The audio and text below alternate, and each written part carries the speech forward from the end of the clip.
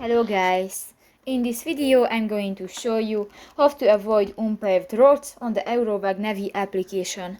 But first of all, I just want to mention, please don't forget to subscribe to our channel, because at 100,000 subscribers we are going to show you our YouTube revenue statistics and growth strategy, how to make money online. So let's jump into it.